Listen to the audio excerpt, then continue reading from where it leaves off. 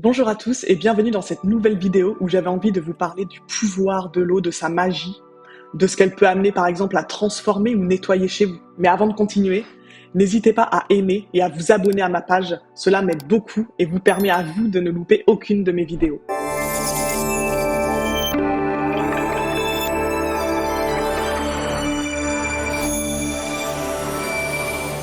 L'eau est souvent considérée comme un élément féminin, relié à l'émotion, à la fluidité, à l'adaptabilité et à la régénération.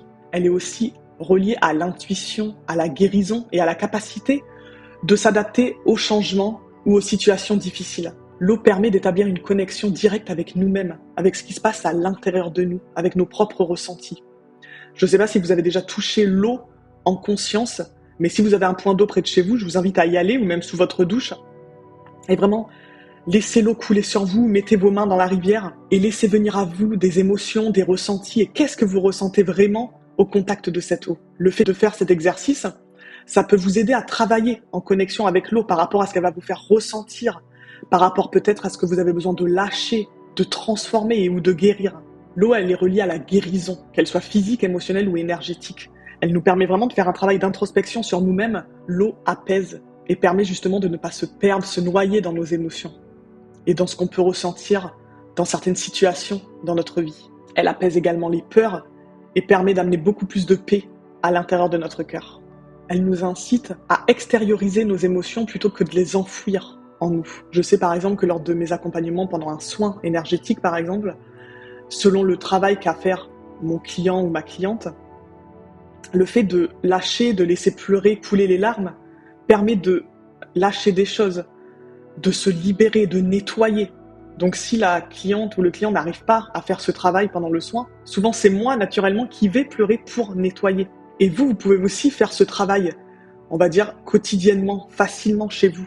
Par exemple, tous les soirs ou tous les matins, quand vous prenez votre douche, vous pouvez vraiment demander en conscience à l'eau de vous nettoyer, de vous enlever par exemple, de vous débarrasser de toutes les émotions négatives que vous avez peut-être accumulées dans la journée. Et vous visualisez cette eau de lumière, vous nettoyez, vous purifiez. Vous pouvez aussi, si vous avez un point d'eau près de chez vous, aller vous baigner le plus souvent possible. Parce que même si à ce moment-là, vous ne pensez pas à ça, vous ne pensez pas à demander ou à poser l'intention à l'eau de faire quelque chose pour vous, elle va dans tous les cas faire un travail de guérison sur vous. L'eau permet donc aussi de faire un travail de purification, nous aider à lâcher prise, à accepter mais qu'on ne peut pas tout contrôler et à laisser partir les choses, les personnes qui nous empêchent d'avancer, dont on n'a plus besoin dans notre vie. Elle peut aussi nous aider à clarifier notre esprit et donc du coup à comprendre certaines choses sur nous et sur le monde qui nous entoure. Entrer en connexion avec l'eau nous permet de découvrir d'autres vérités, d'en découvrir plus, que ce soit sur nous-mêmes ou sur ce qui nous entoure. On peut vraiment se régénérer et se guérir de l'intérieur comme de l'extérieur avec l'eau. Alors écoutons l'eau, connectons-nous à l'eau pour mieux se reconnecter à nous-mêmes et à notre intuition. Je vais maintenant vous proposer un petit exercice que vous pouvez faire quand vous en ressentirez l'envie ou le besoin. Donc comme pour une méditation, je vous invite quand même à aller vous installer dans un endroit calme où vous ne serez pas dérangé. Donc si vous avez un point d'eau, je vous invite à aller près de ce point d'eau. Ou sinon, vous ne ferez que par visualisation, ça marche aussi bien. Donc vous allez d'abord vous recentrer en faisant de grandes et profondes inspirations. Puis vous allez vous ancrer. Si vous ne savez pas faire cet exercice d'ancrage, vous pouvez regarder une de mes vidéos qui s'appelle Ancrage et connexion à la Terre. Et ensuite, vous allez faire votre bulle de protection ou de lumière. Et pareil, si vous ne savez pas la faire, j'ai fait une vidéo qui s'appelle Protection énergétique des lieux et de soi, où je l'explique. Et ensuite, vous allez demander à vous connecter à l'eau, à son énergie, sa médecine. Et vous pouvez poser une intention si vous le souhaitez. Par exemple, je pose l'intention d'être plus en paix avec mes émotions.